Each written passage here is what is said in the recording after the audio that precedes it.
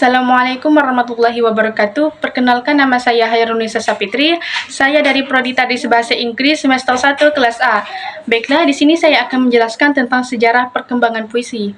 Puisi adalah kesusastraan yang paling tua. Sejak dahulu, berpuisi adalah cara kuno dalam masyarakat atau pada waktu tersebut disebut mantra. Dalam masyarakat Jawa, terdapat tradisi nembang Jawa, lirik puisi yang dilakukan. Biasanya, nembang didendangkan pada acara-acara sakral dan penting seperti acara mitoni, siraman, dan pesta desa lainnya. Selain lirik puisi yang ditembangkan, juga bisa menggunakan kisah cerita seperti kisah Raden Panji, Dewi Nawang, Wulan, Jaka Tingkir, dan lainnya. Puisi tidak hanya dilakukan untuk mengisahkan cerita, namun puisi juga dapat dijadikan dialog-dialog dalam pementasan ludruk, ketoprak, drama tradisional Jawa, atau orang Sumatera Barat menyebutnya randai. Puisi tak hanya indah kata-katanya, melainkan juga isinya yang mengandung petuah, nasihat, dan pesan untuk pendengar.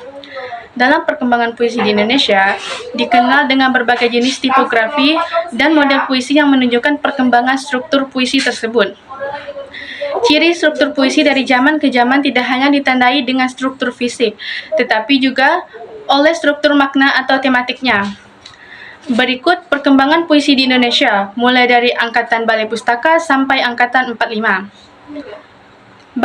Yang pertama, Balai Pustaka. Pada angkatan ini, puisi masih berupa mantra, pantun, dan syair yang merupakan puisi tarikan. Di antaranya, mantra, jenis puisi tertua yang terdapat di dalam kesusastraan daerah di seluruh Indonesia. Kumpulan pilihan kata-kata yang dianggap gaib dan digunakan manusia untuk memohon sesuatu dari Tuhan.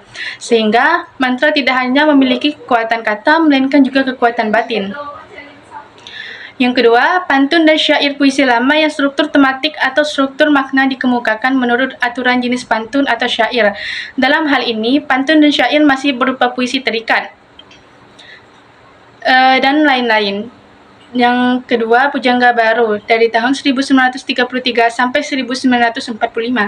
Jika pada angkatan Balai Pustaka penulisan puisi masih banyak dipengaruhi oleh puisi lama, maka pada angkatan Pujangga Baru diciptakan puisi baru yang melepaskan ikatan-ikatan puisi lama, sehingga munculnya jenis puisi baru, yaitu distikon 2 baris, tersina 3 baris, kuartin 4 baris, queen 5 baris, sektet 6 baris, septima 7 baris, oktav 8 baris, soneta 14 baris.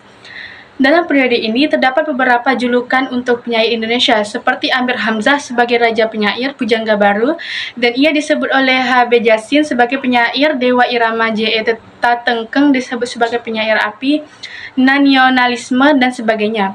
Para penyair yang dapat dikategorikan masuk dalam periode Pujangga Baru adalah Amir Hamzah dengan judul Nyanyi Sunyi pada tahun 1937 dan Buah Rindu tahun 1941.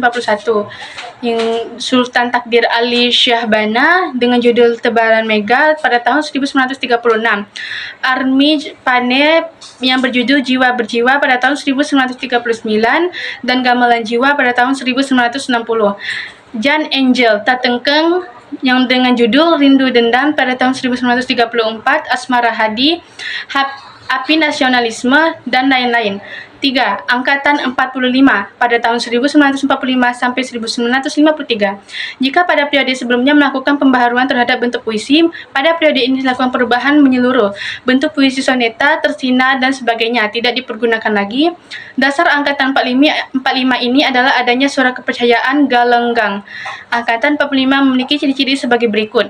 Puisi memiliki struktur bebas, kebanyakan beraliran ekspresionisme dan realisme diksi, mengungkapkan pengalaman batin penyair menggunakan bahasa sehari-hari. Banyak puisi bergaya sinisme dan ironi, dikemukakan permasalahan kemasyarakatan dan kemanusiaan. Penyair yang dapat dikategorikan pada periode ini adalah sebagai berikut. Khairil Anwar, Kerikil Tajam pada tahun 1949, Deru Campur Debu 1949, 3 Menguang Takdir 1950, Sito Morang Surat Kertas Hijau pada tahun 1954 dalam sajak 1955, Wajah Tak Bernama 1956, Zaman Baru 1962.